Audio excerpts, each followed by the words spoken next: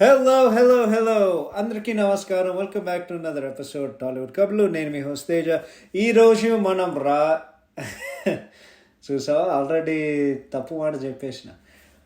ఈరోజు మనం మాట్లాడబోయే సినిమా లేకపోతే రివ్యూ చేయబోయే సినిమా ఏంటంటే కలేజా అంటే అందరికీ నచ్చిన ఒక సినిమా. అంటే అందరికీ చెప్పడం నాకు తెలియదు, కానీ కొంతమంది హేటర్స్ ఉంటారు. మీరు వేరే పాడ్కాస్ట్ వినండి, వాళ్ళు డెఫినెట్లీ ఈ సినిమా వాళ్ళకి నచ్చలేదని చెప్తారు. But obviously it's a cult classic for reason. ఒక కల్ట్ ఫిల్మ్ ఏంటంటే ఒక గ్రూప్ ఆఫ్ జనాలు ఈ సినిమాని లేపడానికి, సినిమా రిజల్ట్ బట్టి యూజువలీ ఒక సినిమా ఫ్లాప్ అయిన తర్వాత కల్ట్స్ వచ్చి ఆ సినిమాని బాగా డీప్గా అనలైజ్ చేసి ఓకే ఎందుకు బాగుందనే కారణాలు ఇవి చెప్పుకోవడానికి బేసిక్ కల్ట్ సినిమా అవుతుంది. సో ఈ కల్చర్ ఎక్కువ హాలీవుడ్లో ఉంటుంది, బట్ మన తెలుగు సినిమాలో కూడా చాలా అంత విపరీతంగా ఉంది. Best examples films like this are probably Okkadunnadu and ఇంకోటి Panja, and the best example obviously Khaleja. And I think ఇంకో ఎగ్జాంపుల్ ఏంటంటే one Nenu Okkade, coincidentally both of them of course Mahesh Babu గారి ఫిల్మ్స్. సో కలేజా గురించి మాట్లాడాలంటే మనందరికీ తెలుసు, ఈ సినిమా మీరందరూ చూసుంటారు, ఒక్కసారి కాదు బట్ మల్టిపుల్ టైమ్స్. ఈ సినిమా మీరు చూసిండకపోయి ఉంటే నేను ఒకటే మాట చెప్పగలనండి, మీరు డెఫినెట్లీ ఎన్నేళ్ళు రాయి కింద బ్రతుకుతున్నారు. అది ఆ మాట నేను ఒక్కడే చెప్పగలను. So coming to the caste and everything else like that, ఈ సినిమా రివ్యూ అనేది నిజం చెప్పాలంటే చేయడం ఇట్స్ క్వైట్ టఫ్. అది వేరే దానికి మేబీ మేము డెడికేట్ చేస్తాం బట్ నిజం చెప్పాలంటే నాకు ఓపిక లేదు, ఎందుకంటే మేము ఆల్రెడీ రిటర్న్ ఫార్మాట్లో చేసాం. బట్ ఈ cinema basically it's review and analysis in way. So అదే ఈరోజు pod. So obviously it's superstar Mahesh Babu గారు, అనుష్క శెట్టి గారు, ప్రకాష్ రాజ్ గారు, సుబ్బరాజ్ గారు, బ్రహ్మానందం గారు, రావు రమేష్ గారు, ఆలీ గారు, సునీల్ గారు, అర్చన గారు, టనికెల బండి గారు, షఫీ గారు అండ్ ధర్మవరపు సుబ్రహ్మణ్యం గారు. నేను ఒక మనిషి పేరు మర్చిపోతున్నా. ఆయన ఎవరేంటంటే ఆ పాలి అనే గ్రామంలో ఆ విలేజర్స్తో పాటు ఎవరైతే ఉన్నారో ఒక ఆయన ఉంటారు. ఐ థింక్ ఆయన పాప చనిపోతుంది. అండ్ సో ఆయన కూడా నేను అక్కడనే సినిమాలో ఉంటారు. ఆ సీన్ ఏంటంటే మహేష్ బాబు ఆ సినిమాలో ఫస్ట్ నాజరేట్కి వెళ్ళినప్పుడు ఒక్కనే నాజర్ని చంపడానికి గన్ తీసుకుంటారు అనమాట. అక్కడ కాల్చే ఒక ఆయన ఎవరైతే ఉన్నారో ఆయనే ఈ కలేజా సినిమాలో ఉన్నారు. సో అది ఒక ఇంట్రెస్టింగ్ ఫ్యాక్ట్. ఈ పాడ్ వినే ముందు లేకపోతే ఈ పాడ్ మనం చేసే ముందు నేను ఒక రికమెండేషన్ ఇద్దాం అనుకుంటున్నాం. ఈ cinema this is not the first time ఈ సినిమా జనాలు అనలైజ్ చేసి ఎందుకు ఫ్లాప్ అయింది, ఇది చేసేది అది చేసేదని. నేను ఒక రికమెండేషన్ ఇస్తాను. ఈ ఛానల్ నాకైతే అస్సలు ఇష్టం ఉండదు, but for the first and only time ఈ ఛానల్ నేను రికమెండ్ చేస్తాను. అదేంటంటే యూట్యూబ్లో తొడచూపు అనే ఒక ఛానల్ ఉంటుంది. దానికి మీరే ట్రాన్స్లేట్ చేసుకోండి, బికాజ్ ఆ ఛానల్ని నేను డైరెక్ట్గా ప్రమోట్ చేయడానికి నాకు చెప్పడం ఇష్టం లేదు. సో తొడచూపు ఛానల్లో కలేజా ఎందుకు ఫ్లాప్ అయింది వాళ్ళు ఫుల్గా అనాలిసిస్ చేసి వాళ్ళు చాలా బాగా చూపించారు. సో ఒకవేళ అది కుదిరితే మీరు ఆ వీడియో చూడండి, దాని తర్వాత మళ్ళీ మా పాడ్కి వచ్చండి, ఆ పాడ్కి అంటే మన పాడు వినండి. లేకపోతే మీకు తొడచూపు ఇష్టం ఉండకపోతే మా పాడే వినండి. ఏదైనా మేము అందరు సంతోషిస్తాం. కలిసి ఉంటే కలదు సుఖం, అందరూ సంతోషంగా ఉండాలని అది ఎప్పుడు మా ప్రయత్నం, మా కోరిక. So coming to after that technical aspects ఏదైతే ఉన్నాయో, ఈ సినిమాకి చేసే మ్యూజిక్ నా all time favourite music director Mani Sharma garu, cinematography by Yash Bhatt, Sunil Patel and K V Guhan garu, editing by Sreekar Prasad garu, art direction and production design by the great Anand Sai garu, one of my favourite art directors, fights by Peter Hein garu and Ram Lakshman garu, of course return and directed by Trivikram Srinivas garu, and it's produced by Singanamala Ramesh Babu, it's a different Ramesh Babu, and C Kalyan garu. ఈ cinema October 7th, 2010 విడుదలైంది.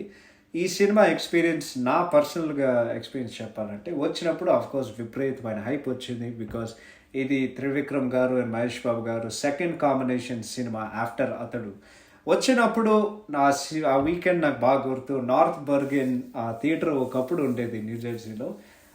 ఆ weekend నేను robo cinema చూడడానికి వెళ్ళాను, Rajinikanth and Shankar గారి cinema, dubbed version obviously తెలుగుది. అక్కడ huge line ఉండుండే, అందరు కలేజ కోసం చూస్తున్నారు. ఐ థింక్ రోబో ఆ సాటర్డే చూసాను. అండ్ దెన్ ఒక వారం రోజుల తర్వాత నాకు సరి గుర్తులేదు, బట్ ఈ సినిమా 2010 కొలంబస్ డే చూశాను. సో ఒక మండే చూశాను, కొంతమంది ఒక డీసెంట్ క్రౌడ్ ఉంటుండే. బట్ ఈ సినిమా ఫస్ట్ టైం చూసినప్పుడు నాకుండే ఆ నెగిటివ్ ఏంటంటే మేము ఫస్ట్ 15 నిమిషాలు మిస్ అయ్యాం. సో మేము సినిమా ఎక్కడ ఎంటర్ అయ్యాం అంటే లిటరలీ సునీల్ వచ్చినప్పుడు అప్పుడు రాజు దుమ్ము నుండి లేస్తాడు కదా, అండ్ దాని తర్వాత సునీల్ వచ్చి వాడు వెనకాల ట్రూప్ ఏదైతుందో వాళ్ళు పారగొత్తారు కదా. లిటరలీ మేము ఆ సీన్లో మేము థియేటర్లో అడుగుపెట్టి కూర్చుని అక్కడ నుండి చూసాం. సో ఆ ఫస్ట్ 15 నిమిషాల కాంటాక్ట్స్ ఆ సీన్స్ ఏదైతే ఉన్నాయో మేము అసలు చూడలేదు. సో సినిమా చూసిన తర్వాత బయటకు వచ్చిన తర్వాత నాకు అప్పుడే తెలిసిపోయింది ఇది మంచి సినిమా కాదు. కానీ దాని కారణం ఏంటో నాకు అప్పుడేం అర్థం లేదు. సినిమా ఫ్లాప్ అయింది, చాలా బాధపడ్డాను. అండ్ చాలామంది చెప్పారు న్యూస్లో Mahesh Babu he's finished, 3 utter flops కొట్టాడు, ఆయన మళ్ళీ రారు. త్రివిక్రమ్ గారు ఏదో చేసినారు, ఇది చేసినారు. వాళ్ళిద్దరు బ్యాక్ టు బ్యాక్ కంబ్యాక్లు ఇచ్చారు బ్లాక్ బస్టర్స్తో. ఒకటి Dookudu for Mahesh Babu and then Julayi for Trivikram garu. But వాళ్ళిద్దరు కలిసి చేసిన సినిమా, ఈ సినిమా గురించి మాట్లాడుకోవడానికి చాలా ఉంది. అండ్ అందరు చెప్పినట్లాగా ఈ సినిమా గురించి చాలా ఇంట్రెస్టింగ్ ఫ్యాక్ట్స్ ఉన్నాయి. ఆయన మన రివ్యూలకి అట్లా చెప్తాం, బట్ ఇట్స్ బెస్ట్ ఫెయిల్ అయిన సినిమాలకి చాలా తప్పులు ఉంటాయి కదా, అవి అసలు ఏంటి అని చెప్పుకోవడానికి అదే నా ప్రయత్నం. ద మోస్ట్ ఇంట్రెస్టింగ్ ఫ్యాక్ట్ ఈ సినిమా కలేజ సినిమా గురించి ఏంటంటే, ఒక నిర్మాత ఉండేవారు, అంటే ఇంకా ఉన్నారు, అంటే ఇండస్ట్రీలో ఒకప్పుడు ఇండస్ట్రీలో ఉండేవారు, ఇప్పుడు దిజ్జేలో ఉన్నారు. సింగనమాల రమేష్ బాబు. ఈయన ఎవరంటే it's not of course the late great Ghattamaneni Ramesh Babu garu కాదు, మహేష్ బాబు గారి బ్రదర్, ఆయన కాదు. He's different. ఆయన పేరు కూడా రమేష్ బాబు, బట్ ఆయన ఇంటి పేరు సింగనమాల. ఈయన ఎవరేంటంటే 2010లో 2 పెద్ద సినిమాలు, the biggest movies of the year, Khaleja and పులి, ఇద్దరు సినిమాలకి నిర్మాత ఈయనే. అండ్ ఈ సినిమాలు చాలా ఇంట్రెస్టింగ్ ఒక పాయింట్ ఉంది, ఒక ఫ్యాక్ట్, ఇది చాలా మందికి తెలియదు అనుకుంటా.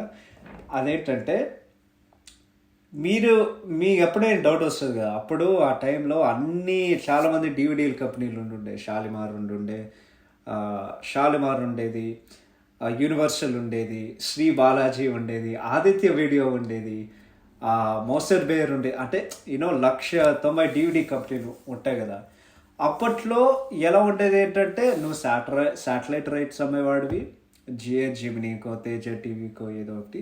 దాని తర్వాత నువ్వు డివిడి రైట్స్ అనే ఒక కాంట్రాక్ట్ తీసుకునేవాడిని. ఆ DVD rights the biggest one special ఓవర్సీస్లో ఏంటంటే ఐడ్రీమ్ మీడియా ఓర్ అయితే ఇంకోటి ఏంటంటే భవానీ డివిడి, వీళ్ళే బిగ్గెస్ట్. సో నువ్వు ఒక డివిడి కంపెనీతో కాంట్రాక్ట్ తీసుకుని సినిమా రిలీజ్ అయిన తర్వాత అప్పట్లో డివిడీలు వచ్చేవి కదా, ఓటీటీలు అప్పట్లో ఏం లేవు. సో ఈయన సింగనమాల రమేష్ బాబు కొమరం పులి అండ్ కలేజ సినిమా ఇద్దరు ఐ థింక్ షాలిమార్ వీడియో కంపెనీకి వచ్చింది. సో మీరు ఎప్పుడైనా ఆలోచించారంటే గమనించారంటే, ఎందుకంటే ఐ డోంట్ థింక్ మీరు గమనించుంటారు, ఈ ఇద్దరు సినిమాల డివిడీలో ఎందుకు రాలేదంటే ఈ ప్రొడ్యూసర్ వాడిని మోసం చేశారు. బేసిక్లీ ఆయన కాంట్రాక్టు మాతో చేతులు కలిపి, ఒక్క నిమిషం నేను ఇప్పుడే తీసుకొస్తాను, నేను చాలా రాశాను, బట్ ఇది దీన్ని చెప్పడానికి మొన్ననే వచ్చింది. ఇది ఓకే, దొరికింది. సో ఏం జరిగిందంటే, Shalimar and Universal Khaleja and కొమరపుల్లిని కొనడానికి వాళ్ళిద్దరు కాంట్రాక్ట్లో వాళ్ళు వాళ్ళిద్దరూ ఒప్పుకున్నారు, కాంట్రాక్ట్ సైన్ చేశారు.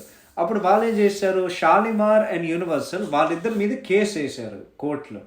అదేంటంటే ఆ ప్రొడ్యూసర్స్ ఎవరైతే ఉన్నారో అంటే 2 సినిమాలు పిసికినాయి కదా, సో ఆ సినిమాలు అమ్మడానికి అంటే ఆ డబ్బులు వాళ్ళకి ఇవ్వడానికి వాళ్ళ దగ్గర డబ్బులు లేవు. సో ఒక డాన్తో చేతులు కలిపి, ఈ డాన్ ఎవరు ఏంటంటే మన రక్త చరిత్ర సినిమాలో మన సూరి అండ్ ఆయన ఇంకెవరు పేరేంటో నాకు తెలియదు, కానీ సూరిని చంపినవాడితో చేతులు కలిపి ఈ ఇద్దరు కంపెనీస్తో బెదిరింపులు ఆయన మొదలు పెట్టారు అనమాట. సో ఈ ఫుల్ అమౌంట్ ఏంటంటే ఐ థింక్ ఫుల్ అమౌంట్ ఆ 2 సినిమాలకి 52.5 lakhs వీళ్ళందరికీ. సో వాళ్ళు డబ్బులు ఇవ్వలేదు. సో ఈ సినిమాలు ఎప్పుడు డివిడీలో రాలేదు. సో ఇది one of the most interesting things Telugu film ఇండస్ట్రీలో. అది దాదాపు ఒక 10 సంవత్సరాలు ఈ కేసు కోర్టులో వెళ్ళింది. May 30, 2019 ఇక్కడే నేను చదువుతున్నా. వాళ్ళకి ఈ కోర్ట్ కేసులో కోర్ట్ ఇన్వెస్టిగేషన్ చేసింది అండ్ యాక్చువల్లీ వాళ్ళని వదిలేశారనమాట due to lack of evidence. So దాదాపు ఒక 8 years ఈ కోర్ట్ కేసు నడిచింది. బట్ ఈ ప్రొడ్యూసర్ ఎవరైతే ఉన్నారో రమేష్ బాబు, ఓకే, ఈయన ఏం చేశారంటే జస్ట్ బేసిక్లీ సినిమా ప్రొడ్యూస్ చేసి వేరే వాళ్ళని బెదిరించడం, బ్లాక్మెయిల్ చేయడం ఆయన మొదలుపెట్టారు. బికాజ్ 2 సినిమాలు పిసికినాయి, ఇద్దరు డిజాస్టర్స్ అయ్యారు కదా. ఏం జరుగుతుంది బేసిక్లీ ఒక సినిమా దీనికి నేనైతే సినిమా చూసానంటే నీ ఆస్తులు నీకేదే అంటే నీ వెల్త్ మొత్తం సినిమా మీద పెట్టి ఆ సినిమా పోయిందంటే ఇంకా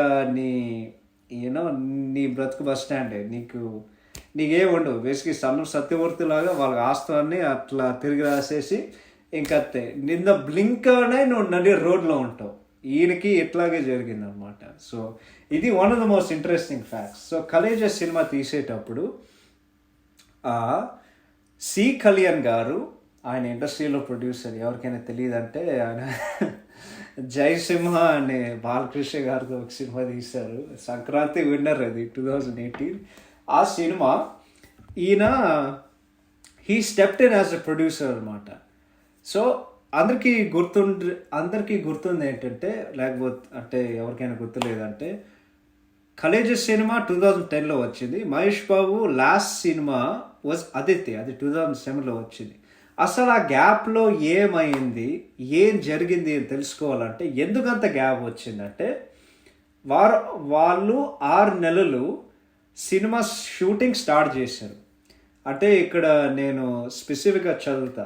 సో పోకిరి సినిమా తర్వాత ఏమైందంటే మహేష్ బాబు గారు ఒక డిలెమాలో ఉన్నారు. ఇక్కడ ఆయన ఏం రాశారంటే, సినిమా అంత పెద్ద హిట్ దాట్ ఎవరైనా నా దగ్గర స్క్రిప్ట్కి వస్తే నేనేంటంటే ఈ సినిమా పోకిరిలాగా ఉండాలి, ఆ పండులాగా క్యారెక్టర్ లాగా ఉండాలని ఆయన మైండ్ సెట్లో ఉన్నారు. అది తప్పైపోయిందనమాట. సో ఆ టైంలో ఏం పనిచేయట్లేదు. సైనికుడు పోయింది, అదెత్తి పోయింది, ఆ పోకిరి ఫ్లేవర్ ఆయన ఏదైతుందో అది ఏం రావట్లేదు. సో ఆయన ఒక బ్రేక్ తీసుకున్నారు. ఈ టైంలో ఏం జరిగింది, ఆయన కొడుకు గౌతమ్ బాబుకి హీ వాజ్ బేసిక్లీ ఆయనకి ఏదో ఒక ప్రాబ్లం ఉండుండే యాజ్ ఎ బేబీ. సో అది కూడా కొంచెం ఒక ఇట్స్ పర్సనల్ లైఫ్ స్ట్రెస్ కదా. సో చాలా వాటిలు just nothing was going good. And Anupama Chopra ఇంటర్వ్యూలో చెప్పారు, ఆ టైంలో ఆయన అమ్మమ్మ గారు చనిపోయారు. And at the same time I think Namrata గారి గ్రాండ్ పేరెంట్స్ కూడా చనిపోయారు. So he was going through a lot ఆ టైంలో. అప్పుడేం జరిగింది, ఒక బ్రేక్ తీసుకున్నారు. సో ఒక 7 month బ్రేక్ తీసుకుందాం అనుకున్నారు. అది 9 months అయింది. అండ్ 9 months తర్వాత ఆయన కలేజా త్రివిక్రమ్ గారు ఆయన దగ్గరకు వచ్చి కథ చెప్పారు, ఆయన సైన్ చేశారు. But it just kept getting delayed. మొత్తానికి 2 years అయింది ఆ సినిమా తీసే కొద్దీ. సో వారు 6 నెలలు షూటింగ్ చేసి 6 నెలల తర్వాత ఈ ప్రొడ్యూసర్ పోయాడు. దాన్ని స్టెప్ ఇన్ చేయడానికి ఎవరు వచ్చారు, మన సి కళ్యాణ్ గారు. యాజ్ ఎ రిజల్ట్ ఏమైంది, నువ్వు అస్తమానం షూటింగ్ స్టార్ట్ చేస్తే.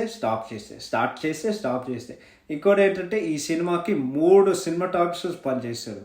ఒకటి యష్ భట్, రెండోది సునీల్ పటేల్. నాకు తెలిసి ఐ థింక్ త్రివిక్రమ్ గారు ఒక ఇంటర్వ్యూలో చెప్పారు, యష్ భట్ యాక్చువల్లీ ఈ సినిమాకి పనిచేశారు, బట్ 6 నెలల తర్వాత వేరే ఒక అగ్రిమెంట్ ఉంటుంది, లేకపోతే ఒక అగ్రిమెంట్ ఉంది ఆయనకి.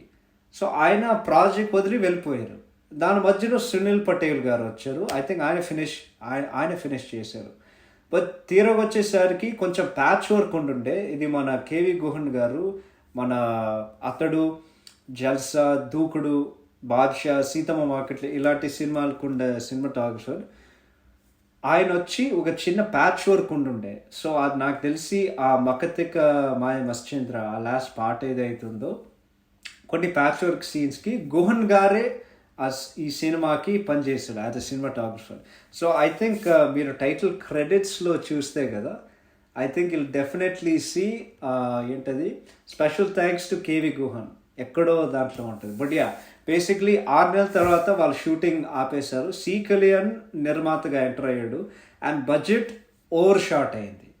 ఇట్ జస్ట్ కెప్ట్ హీపింగ్ అనేది ఎంతవరకు నిజమో నాకు తెలియదు, కానీ ఈ సినిమా వచ్చినప్పుడు I think it was the highest ఏంటది I think it was the highest budgeted Telugu film like ever. Might have been higher than Magadira, might have been higher than something else. నాకు సరిగ్గా తెలీదు. But yeah, అది జరిగింది.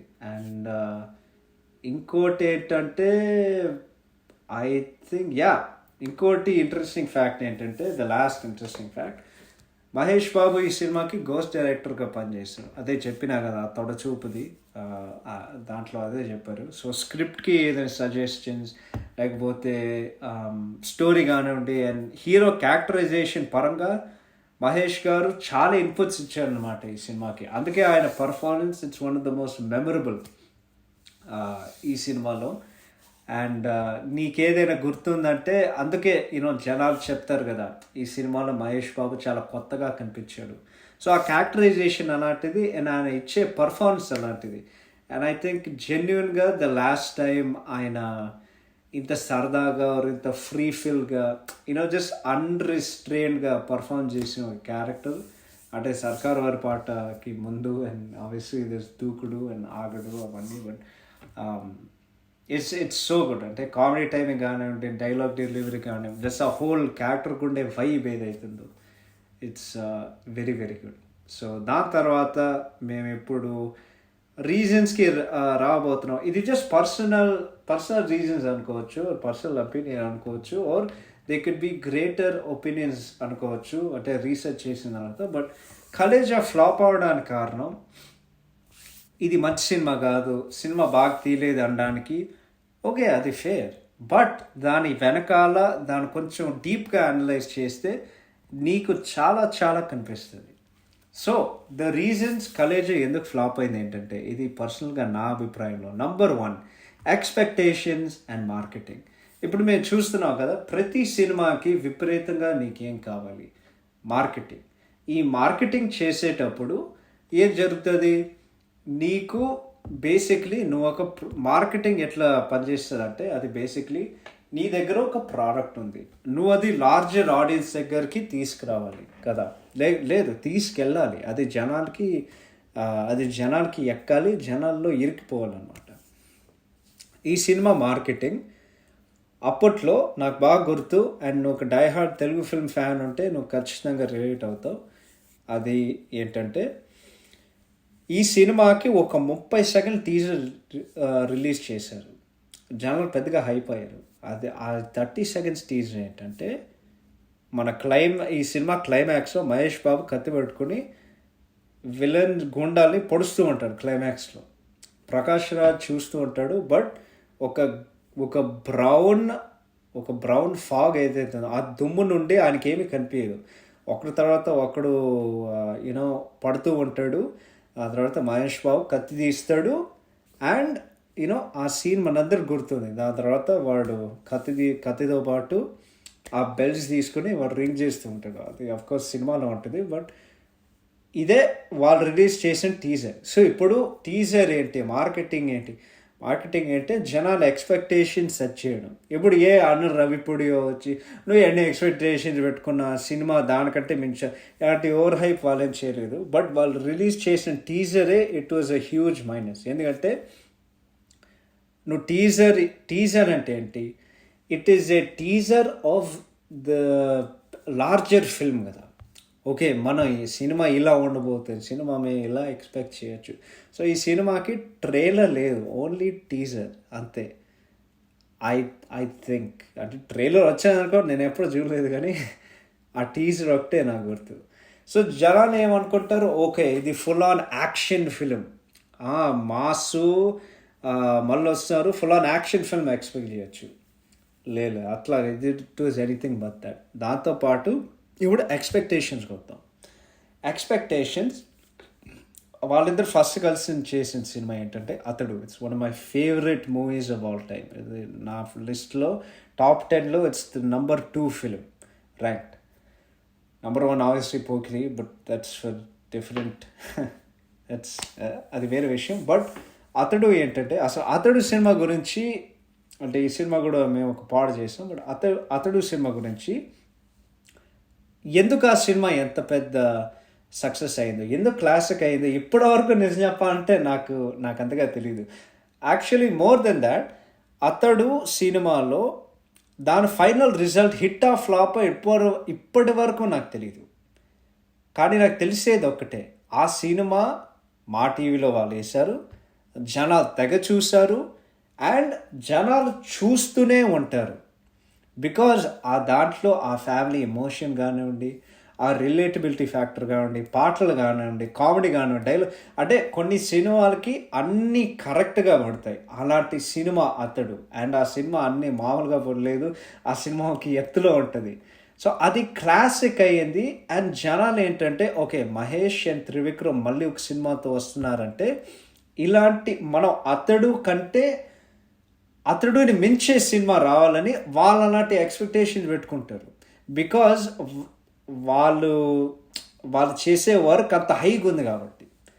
దాని తర్వాత ఏమైందంటే, అంటే జనాలు ఈ ఎక్స్పెక్టేషన్ పెట్టుకుని థియేటర్లోకి ఎంటర్ అయిన తర్వాత it's not even remotely close to అతడు. ఇట్స్ కంప్లీట్లీ డిఫరెంట్, ఆల్మోస్ట్ ఒక ఎక్స్పెరిమెంటల్ ఫిల్మ్ అనుకోవచ్చు. సో అప్పుడేం జరుగుతుందంటే జనాలు డిసప్పాయింట్ అయ్యారు.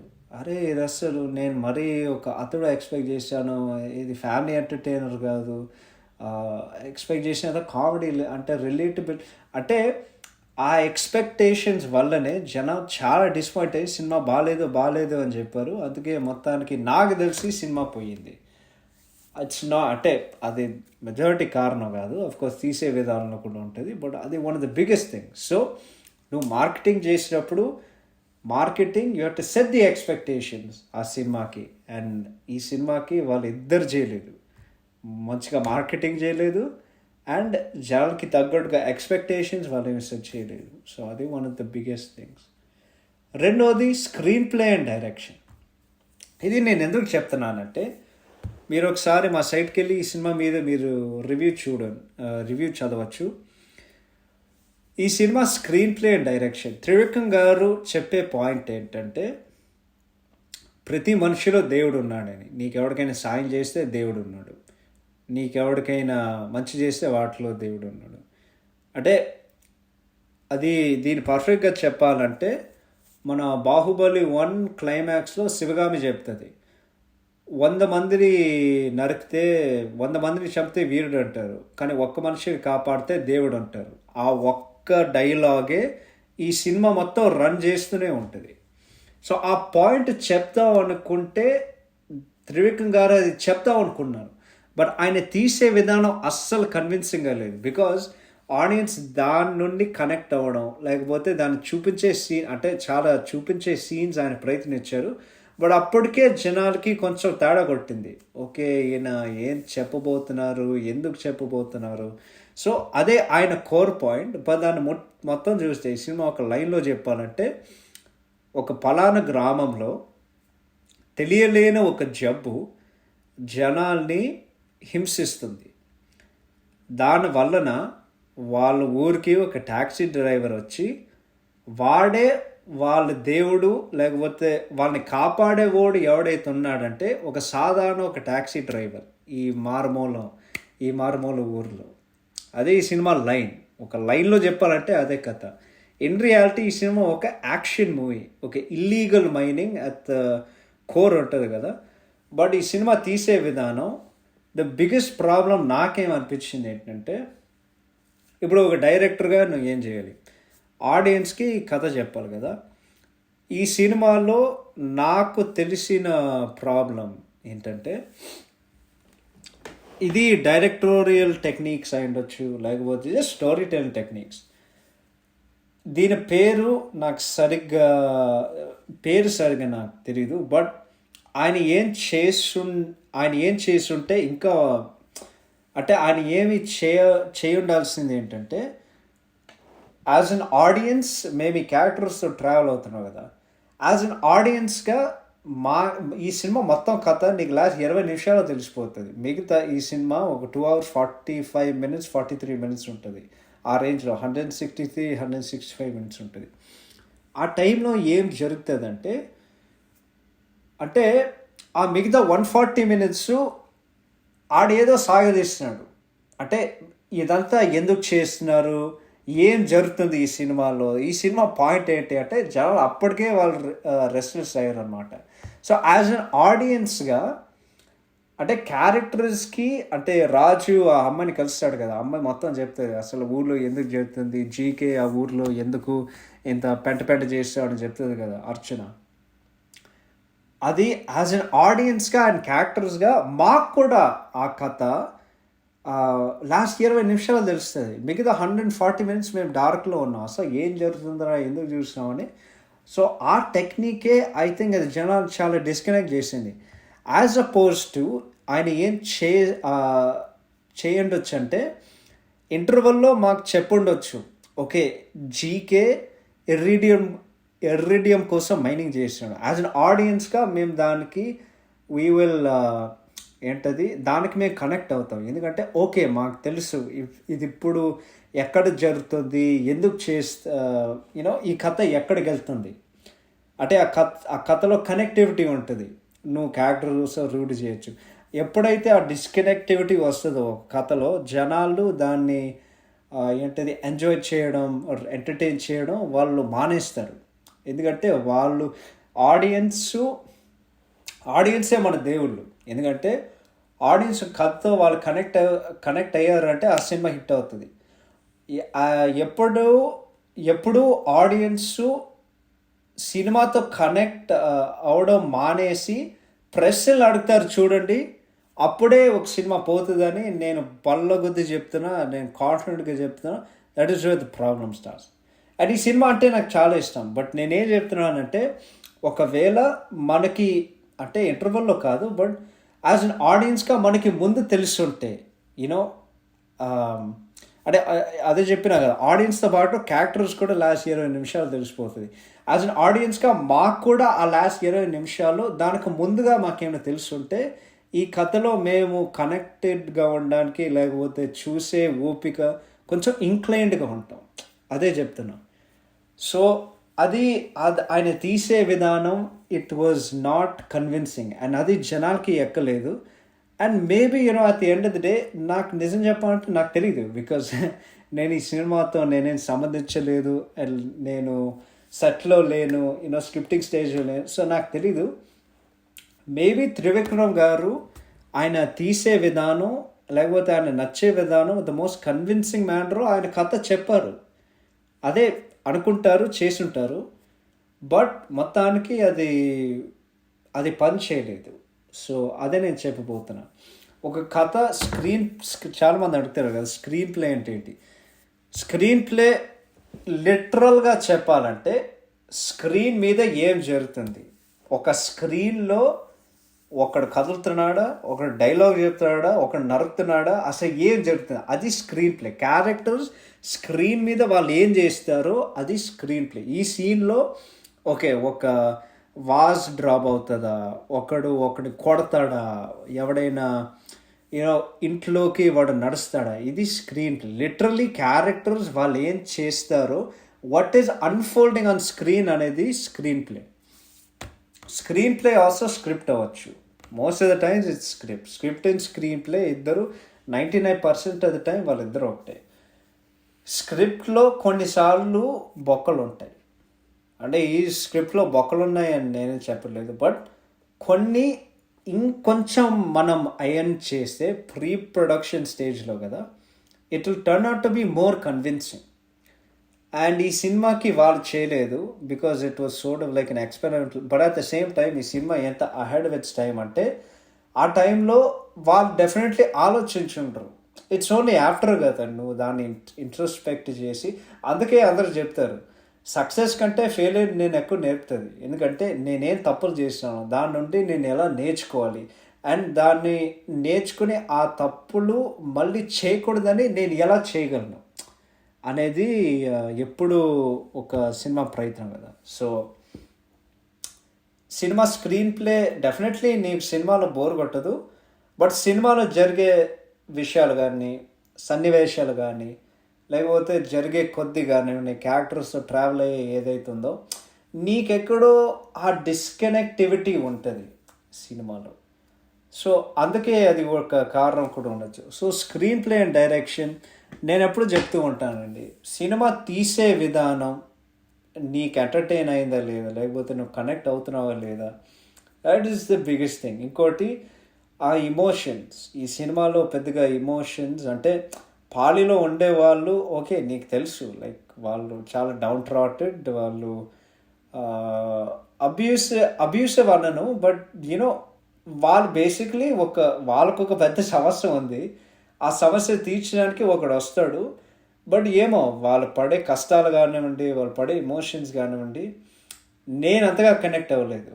And at the same time అది తీసే విధానం కదా, అది స్క్రీన్ ప్లే విధానం, డైరెక్షన్ విధానం నీకు పెద్దగా ఎక్కదు. But at the same time cinema అట్లా యూనో పోతూనే ఉంటుంది. Number 3, hero characterisation. ప్లీజ్ నన్ను వేసుకోకండి, ఇది ఎందుకు చెప్తున్నానంటే, లేదు లేదు, it's not the hero characterization, it is the hero doing comedy. ఇది నేను ఎందుకు చెప్తున్నాను అంటే, త్రివిక్రమ్ గారి సినిమాలు హిస్టారిక్లీ కదా మంచి కామెడీ ఉంటుంది, మంచి కమ్యూనిటీ క్యారెక్టర్స్ ఉంటాయి. స్టార్టింగ్ ఫ్రమ్ జల్సా టు నువ్వే సారీ స్టార్టింగ్ ఫ్రమ్ నువ్వే టు జల్సా, ఉల్టా కాదురా. కానీ కలేజాలో ఆ డిఫరెన్స్ ఏంటంటే, మీరు గమనించుంటే మహేష్ బాబు అందరికంటే తోప్ కమీడియన్ ఈ సినిమాలో. హీరోనే బిగ్గెస్ట్ కమీడియన్ అంటే నవ్వుకోవడానికి కాదు, but the one who generates comedy ఈ సినిమాలో. అది జనాలు కొత్తగా అనిపించింది, ఎందుకంటే ఆ టైంలో శ్రీను గారి సినిమాలు బాగా హిట్ అయ్యాయి. లేదు అంటే శ్రీను గారు brand of comedy it became very, అది చాలా ఫేమస్ అయింది ఆ టైంలో. అంటే ఇలా చేయాలి, ఒక మొత్తం యూనో గ్రూప్ ఆఫ్ కమీడియన్స్ ఉండాలి. వేణుమాధవ్ గారు, బ్రహ్మానందం గారు, ఆలీ గారు, ధర్మవరపు గారు, మన ఏవిఎస్ గారు, యూనో ఇలాంటి పెద్ద వాళ్ళు ప్రతి సినిమాలో ఉండడం వల్ల అంటే ఒక గ్యాంగ్లా ఉండేవారు అనమాట. సో త్రివిక్రమ్ గారి సినిమాలు అప్పట్లో ఏంటంటే they lead more on the comedian actors comedy generate చేయడానికి. మీరు కలేజాలో చూస్తే ఈ సినిమాలో బ్రహ్మానందం గారు నవ్వుకోవడానికి ఇచ్చే అవకాశం చాలా తక్కువ. అతడు సినిమాలో ప్రతి సీన్లో నువ్వు పగలబడి నవ్వుకుంటావు. అండ్ ఈవెన్ జల్సా, నువ్వు నాకు నచ్చావు, మన్మధుడు అండ్ మల్లీష్ ఆ సినిమాలో చాలా చాలా బాగుంటారు కదా ఆయన. సో ఆ సపోర్టింగ్ కమీడియన్ క్యాస్ట్ లేకపోవడం వల్ల కలేజా కూడా జనాలు కూడా ఇట్ వాజ్ కొంచెం టర్న్ ఆఫ్. ఎందుకంటే ఏంటి హీరో అందరికంటే ఫన్నీగా ఉన్నాడు అంటే జనాలు, it goes back to the expectations కదా. ఒక త్రివిక్రమ్ సినిమా చూసినప్పుడు you expect that gang or that comedians కదా. మర్చిపోయినా సునీల్ గారు కూడా one of the best comedians Trivikram సినిమాలో. సో అది కూడా చాలా కొత్తగా అనిపించింది. ఇంకోటి ఆ హీరో క్యారెక్టరైజేషన్ చాలా సరదాగా ఉంటాడు. అండ్ ఈవెన్ దో నేను చెప్పినట్లాగా బ్రహ్మానందం గారు, ఆలీ గారు, సునీల్ గారు, వీళ్ళందరూ ఉండడం వల్ల హీరో అందరినీ డామినేట్ చేస్తారు. ఇది ఒక it's not a problem, but at the same time జనాలకి వాళ్ళకి ఇదంతా ఆడియన్స్ అలవాటు కదా, audience expectations and what they're used to. జనాలకి ఎట్లా అలవాటు పడుతుంది అంటే దే ఆర్ ఇది ఇది ఎలా చెప్పాలి, సో ఇంకో ఎగ్జాంపుల్ తీసుకోవాలంటే ఆ సంవత్సరంలో వచ్చిన సంక్రాంతికి వచ్చిన ఒక cinema Namo Venkatesha as a film. మనం శ్రీనివైట్ల గారి సినిమాలతో మేము ఎలా కనెక్ట్ అయ్యాము ఏంటంటే, హీరో అందరిని బకరా చేస్తాడు మొత్తానికి, ఓకే, అందరితో ఆడుకొని లాస్ట్ కమేడీనే బకరా అవుతాడు. నమో వెంకటేశ్లో అది ఒక ఎక్స్పెరిమెంటల్ ఫిల్మ్, వాళ్ళది ఉల్టా చేశారు. ఇప్పుడు వెంకటేష్ గారు హీఈస్ మోస్ట్ రిలేటబుల్, ఆ ఫీలింగ్ ఉంటుంది వెంకటేష్ గారితో. సో ఆయన ఏ క్యారెక్టర్ చేసినా మాకు ఇన్నసెన్స్ కనిపిస్తుంది దాంట్లో. సో ఆ ఇన్నసెన్స్ని వాడుకొని బ్రహ్మానందం గారిని నెగిటివ్గా చేశారు ఆ సినిమాలో. So instead of hero కమేడీని Bakra చేయడం, కమేడీనే హీరోని బక్రా చేసినాడు. అదే జనాలకి ఎక్కలేదు. అంటే నీకు అట్లా అనిపించదు, బికాజ్ మనకేంటి బ్రహ్మి గారు హీఈస్ ఆ రిలేటబుల్ ఫ్యాక్టర్ ఉంటుంది, చాలా ఫన్నీగా ఉంటారు. అంటే ఒక లైట్ హార్టెడ్ కమీడియన్గా తీసుకుంటాం, ఒక మంచి డ్రమాటిక్ యాక్టర్గా తీసుకుంటాం. కానీ బ్రహ్మి గారు విలన్గా చేయడం అనేది లేకపోతే ఒక ఫుల్ ఆన్ నెగిటివ్ రోల్ చేయడం అనేది అది కూడా జనాలకి కొత్తగా అనిపించింది. బట్ కొత్తగా అనిపించినా కూడా అది జనాలు కనెక్ట్ అవ్వలేదు, బికాజ్ ఆల్రెడీ వాళ్ళకి ఆ మైండ్ సెట్ ఉంది, ఓకే ఆయన సినిమాలు ఇలా ఉంటుంది. అండ్ ఆయన అట్లా కన్విన్స్ అవ్వడం, అది జనాలు లోపల మనస్సు దాన్ని ఒప్పుకోవడానికి వాళ్ళు సిద్ధంగా లేరు. సో అది కూడా ఇంకోటి. సో బ్యాక్ టు కలేజ కదా, అది కూడా ఆడియన్స్కి they expect that gang of supporting they expect the gang of comedians supporting characters. And Sunil గారు ఈ సినిమాలో ఉంటారు, బట్ ఈ లైక్ అంత మెమొరబుల్గా ఉండే ఒక క్యారెక్టర్ అదంతా అంటే he's there for the first half. Second half మొత్తం it's basically it's only Mahesh Babu garu and Anushka గారు ఈ సినిమాలో. సో అది కూడా ఒకటి. అండ్ హీరో చాలా చెప్పినా కదా సర్కాస్టిక్ ఉంటాడు. అంటే మొత్తం సినిమా ఎంటర్టైన్మెంట్ ఏదైతే ఉందో ఆ ఎంటర్టైన్మెంట్ రెస్పాన్సిబిలిటీ అన్ని హీరో భుజాల మీద వేసుకుని అది చేయడానికి వాళ్ళు ప్రయత్నించారు ఈ సినిమాలో. అండ్ ఐ థింక్ అది ఆడియన్స్కి ఎక్కలేదు. అండ్ మోర్ ఓవర్ నేనేం గమనించానంటే తెలుగు సినిమాల్లో హీరో ఇస్ హీరో, బట్ హీరోకి ఒక ప్రాబ్లం ఉండాలి, ఒక ప్లైట్ ఉండాలి, వాడు బేసిక్లీ ఒక వ్యధ ఉండాలి. ఆ వ్యధతో మేము అది కనెక్ట్ చేయాలి. రామరాజు ఈ సినిమాలో రాజు ప్లైట్ ఏదైతుందో మాకు తెలిసేది ఒకటే, వాడు ఆ ఊరికి బేసిక్లీ ఒక చెక్ తీసుకురావడానికి ఆ ఊళ్ళో అక్కడ వెళ్ళాడు. బట్ ఈ సినిమాలో ఒక బిగ్గెస్ట్ ప్రాబ్లం ఉంది. రాజు ఇంట్రడక్షన్ సీన్లో మనకేం కాంటాక్ట్స్ లేదు. ఆ గుండాలు వస్తారు, ఆ ఊరు బేసిక్లీ ఆ చిన్న విలేజ్ని ఆ చిన్న విలేజ్ అటాక్ చేస్తారు, ఏదో ఒకటి చేస్తారు. సో వీడు నీళ్ళ కోసం ఎందుకు వచ్చాడు, వాడు ఎందుకు పోరాటం చేశాడు, ఈ కాంటాక్ట్స్ మొత్తం మాకు తెలియదు. అసలు ముందు వాడు ఎడారిలో ఎందుకు వచ్చాడు, దానికి ముందు వాడు ఏం చేస్తాడు, ఈ కాంటాక్ట్స్ మనకేమీ లేదు కదా. సో ఒక హీరోకుండే ఒక ఫ్లైట్, వాడి ఎమోషనల్ ప్రాబ్లం ఏదైతుందో యాజ్ అన్ ఆడియన్స్గా మేము కూడా దానికి ఎమోషనల్గా అండ్ రిలేట్ అవ్వాలి. ఈ సినిమాలో మేము అది చేయలేకపోయాం. But I'm not saying it's hero characterization కాదు, అది కూడా గోస్ బ్యాక్ టు తీసే విధానం. మనకు యాజ్ అన్ ఆడియన్స్గా ఈ హీరో గాడు ఎవడైతే ఉన్నాడో మేము వాడితో కనెక్ట్ అవ్వట్లేదు. అంటే వాడు చేసే వేషం మాకు చాలా ఎంటర్టైన్మెంట్ కలిగిస్తుంది, కానీ కొంచెం డీప్గా ఎమోషనల్గా చూస్తే నీకేమీ అనిపించట్లేదు. సో అది కూడా ఇంకోటి. లాస్ట్ అండ్ ఫైనల్గా ఈ సినిమా గురించి నేనేం చెప్తానంటే, బడ్జెట్ అండ్ ఒక కలేజ్ ఒక ఎక్స్పెరిమెంటల్ ఫిల్మ్ అనుకోవచ్చు. అది వినడానికి జనాలు మేబీ ఒప్పుకోరు, బట్ నేనేం చెప్తానంటే ఐ థింక్ ఇది కూడా స్టార్టింగ్లో చెప్పిన సినిమా బడ్జెట్ 6 నెలలకు ఒకసారి స్టార్ట్ చేసి ఆపేసి స్టార్ట్ చేసి ఆపేసి స్టార్ట్ చేసి అంటే అఫ్కోర్స్ బడ్జెట్ పెరుగుతూ ఉంటుంది. RRRకి అదే జరిగింది. దే స్టార్టెడ్ ఇట్ చాలాసార్లు దాన్ని మొదలెట్టి అంటే డెఫినెట్లీ బడ్జెట్ హైక్ అవుతుంది. కలేజాకి కూడా అదే జరిగింది. చాలా ప్రాబ్లమ్స్ ఉన్నాయి ప్రొడక్షన్లో. 190 కష్టాలు ఉన్నాయి సినిమాకి. మొత్తానికి విడుదలైంది, బట్ బడ్జెట్ ఎక్కడికో వెళ్ళింది. సో ఆ హై బడ్జెట్ ఉండడం వల్ల ఏం జరుగుతుందంటే క్రేజ్ వలన దాని నువ్వు అమ్మే రేట్లు కానివ్వండి, లేకపోతే నువ్వు అమ్మే రేట్లు and cinema pre release business ఏదైతుందో, ఇప్పుడు దాదాపు 20 కోట్లు బడ్జెట్ తీసావు అనుకో, 20 కోట్లకి అమ్ముతావు. కానీ 20 కోట్ల నుండి 40 కోట్లకి వెళ్తే నువ్వేం చేయాలి? నువ్వు ఎక్కువ రేట్లు అమ్మాలి. ఎందుకంటే నీ డబ్బులు ఇప్పుడు చాలా ఎక్కువ అయింది కదా. సో నువ్వు ఎక్కువ డబ్బులకి వెళ్ళి ఆ డబ్బులు నీకు ఎలాగెలాగో తిరిగి రావాలా. సో ఈ సినిమా కూడా అదే జరిగింది. బడ్జెట్ పెంచింది అండ్ ప్రీ రిలీజ్ బిజినెస్ చాలా పైకి వెళ్ళింది. ఈ సినిమా ఎంత చేసిందంటే నాకు సరిగ్గా గుర్తు, ఐ థింక్ 25 కోట్లు షేర్ చేసింది. Had to recover 35. ఓన్లీ 20 కోట్లు షేర్ చేసింది, had to recover 35. So obviously 15 కోట్లు లాస్ ఉంటే డెఫినెట్గా సినిమా డిజాస్టర్ అవుతుంది. బట్ ఇంకోటి ఏంటంటే ఒక ఎక్స్పెరిమెంటల్ ఫిల్మ్ ఎందుకు చెప్తున్నానంటే, ఈ సినిమా ఆల్మోస్ట్ కమర్షియల్ ఫార్ములాకి దూరంలో ఉంటుంది. అది నేను ఎందుకు చెప్తున్నానంటే, it's not like a typical commercial film. ఒక టిపికల్ కమర్షియల్ ఫిల్మ్ ఏంటి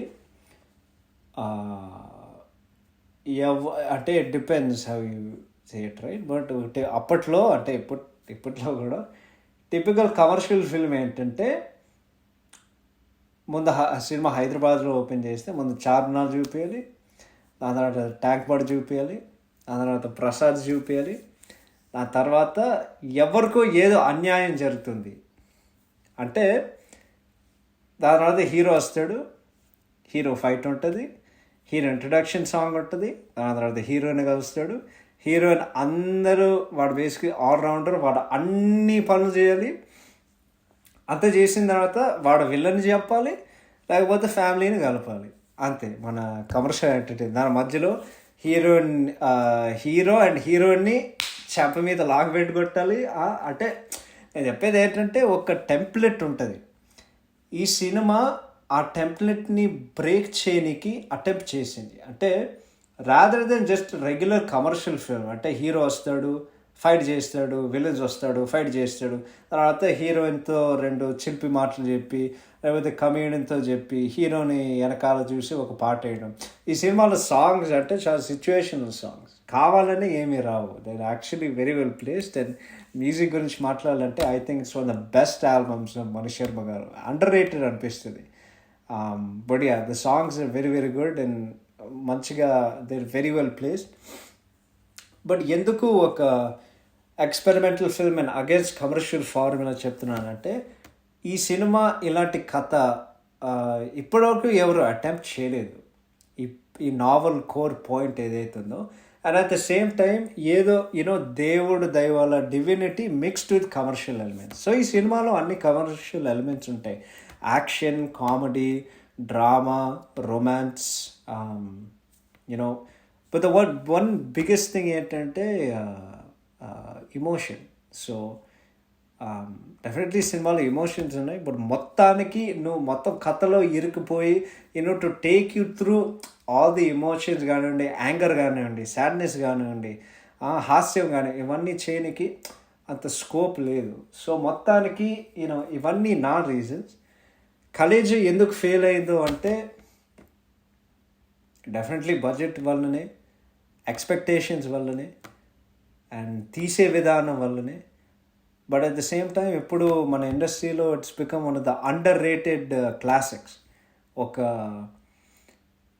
ఏంటిది విపరీతమైన అందరికీ నచ్చిన ఒక cinema. It's one of those films that నీకు ఎన్నిసార్లు చూసినా నీకు బోర్ కొట్టదు. అండ్ హీరో క్యారెక్టరైజేషన్ చాలా డిఫరెంట్గా ఉంటుంది. వాడు బేసిక్లీ అంత ఆల్రౌండర్ కాదు, వాడు చాలా సరదాగా ఉంటాడు. వాడు అందరితో కామెడీ చేస్తాడు, హీరోయిన్తో ఫ్లడ్ చేస్తాడు, హీరోయిన్తో గొడవ పడతాడు. యూనో రాదర్ దెన్ హీరోయిన్ వాడు వెనకాల తిరగడానికి లేకపోతే హీరోయిన్ వెనకాల తిరగడం, వాళ్ళు ప్రతిసారి కలిసినప్పుడు వాళ్ళిద్దరు కొట్లాడుకుంటారు. సో యూనో ఇది ఒక కొత్త అటెంప్ట్, అండ్ ద మెజారిటీ వాళ్ళు చేసేది చాలా బాగా ప్రయత్నం చేశారు. బట్ మొత్తానికి యూనో కొన్నిసార్లు కొన్ని సినిమాలకి జస్ట్ ఇట్స్ అన్ఫార్చునేట్ కదా. ప్రతి సినిమా హిట్ అవ్వాలని మేము కోరుకుంటాం. ఎస్పెషలీ అందరికీ నచ్చిన ఒక డైరెక్టర్, అందరికీ నచ్చిన ఒక యాక్టర్ ఇద్దరు కలిసి ఒక సినిమా చేస్తే యూనో హిట్ అవ్వాలని మేము కోరుకుంటాం. బట్ ఆఫ్కోర్స్ సినిమా ఫ్లాప్ అయింది. ఈ సినిమా వచ్చి దాదాపు ఒక 12 సంవత్సరాలు అవుతుంది. అండ్ రిఫ్లెక్ట్ చేయడానికి బోల్డని కారణాలు ఉంటాయి. బట్ నేను ఒకటే చెప్తాను, ఈ సినిమా ఫ్లాప్ అయిందని పక్కన పెట్టు, అసలు ఈ సినిమా తెలుగు ఫిల్మ్ ఇండస్ట్రీలో ఉండడం అనేదే గొప్ప. ఎందుకంటే ఒక సూపర్ స్టార్ యాక్టర్, ఒక సూపర్ స్టార్ డైరెక్టర్ ఇద్దరు ఒక కొత్త అటెంప్ట్, ఒక కొత్త సినిమా, ఒక కొత్త ప్రయత్నం తీసుకోవాల్సింది ఏంటంటే మనం అందరం దాన్ని మెచ్చుకోవాలి. అండ్ నా టాప్ 10 లిస్ట్లో డెఫినెట్లీ కలేజా ఉంటుంది. ఎందుకంటే it has my favourite actor in one of his best performances. And అందరికీలాగా యూనో ఈ సినిమా ఎన్నిసార్లు చూసినా నీకు బోర్ కొట్టదు. ఆ కామెడీ సీన్స్ కానివ్వండి, మహేష్ బాబు యాక్టింగ్ కానివ్వండి, ఆ పాటలు కానివ్వండి, అండ్ ముఖ్యంగా ఆ బీజిఎం, ఆ ఇంటర్వెల్ సీన్, లేకపోతే ఆ క్లైమాక్స్ సీన్, అండ్ వాళ్ళు తీసే ఫైట్లు ఏదైతే ఉన్నాయో అన్నీ చాలా చాలా చాలా బాగుంటాయి. సో కలేజ్ జానర్స్ లైక్ ఎలా చెప్పాలంటే, నువ్వు ఎన్నిసార్లు చూసినా కాలిపోయే ఎండ్లో మంచి కురిసే ఒక మంచి చల్లగాలి వాన్లాగా, లేకపోతే ఒక మంచి వెదర్ ఉన్న రోజు ఒక మంచి ఒక బ్రెత్ ఫ్రెష్ ఎయిర్ లాగా కలేజ సినిమా అట్లా నా దృష్టిలో అయితే అలా ఉండిపోతుంది. బట్ యూనో మొత్తానికి తీరా చూస్తే సినిమా ఫ్లాప్ అయింది. But at the same time జనా దృష్టిలో ఇప్పుడు ఒక క్లాసిక్. సో దానికంటే మనం మెచ్చుకోవాల్సింది, మనం గౌరవపడాల్సింది ఒక విషయం ఐ థింక్ అదొకటే. అండ్ సో మీకు డెఫినెట్గా సినిమా నచ్చితే ఐ థింక్ ఈ సినిమా బేసిక్లీ ఒక ఇయర్లీ ట్రిప్. నాకు తెలుసు, నాకు చాలా సినిమాలు ఉన్నాయి, నాకుండే ఒక ఇయర్లీ ట్రిప్. దీంట్లో డెఫినెట్లీ ఒకటి నా టాప్ 10 లిస్ట్లో ఉంది కాబట్టి. But guys, so thank you so much for listening. ఇలాంటి అనాలిసిస్ చేయాలని మాకు కూడా చాలా ఇంట్రెస్టింగ్ ఉంటుంది, మీకు వినడానికి కూడా చాలా కొత్తగా అండ్ చాలా ఇంట్రెస్టింగ్ ఉంటుంది. సో ఈ ఎపిసోడ్ విన్నందుకు మరొకసారి స్వాగతం అండ్ ధన్యవాదాలు. స్వాగతం ఐ థింక్ ఇస్ హెలో, నాకు సరిగ్గా తెలియదు, బట్ మరొకసారి ధన్యవాదాలు. అండ్ ఈ పాడ్ విన్న తర్వాత మీకు ఏదైనా కొత్తగా అనిపించుంటే డెఫినెట్లీ కలేజా సినిమా వెళ్ళి చూడండి, మీరు డెఫినెట్గా ఎంజాయ్ చేస్తారు. అండ్ అఫ్కోర్స్ 100 సార్లు చెప్పినట్లాగా కలేజా అనే సినిమా ఫ్లాప్ అయింది కాబట్టి అంటే సినిమా ఫ్లాప్ అయింది, కానీ ఈ సినిమా మాకు దాదాపు ఒక స్పెషల్ లిస్ట్ ఉంటుంది. అదేంటంటే ఎన్నిసార్లు చూసినా బోర్ కొట్టని సినిమాల్లో డెఫినెట్లీ కలేజాకి ఒక స్పాట్ ఉంటుందని మనస్ఫూర్తిగా అండ్ బల్లగొద్ది చెప్తున్నా. సో విన్నందుకు మరొకసారి thank you so much guys. We will see you next week with more episodes. Try to find something interesting, లేకపోతే మన ఫేవరెట్ సినిమాలు కానివ్వండి, లేకపోతే ఒక కొత్త టాపిక్ కానివ్వండి. బట్ విన్నందుకు thank you so much, and మరో ఎపిసోడ్లో కలుద్దాం. Bye bye, take care and have a good day.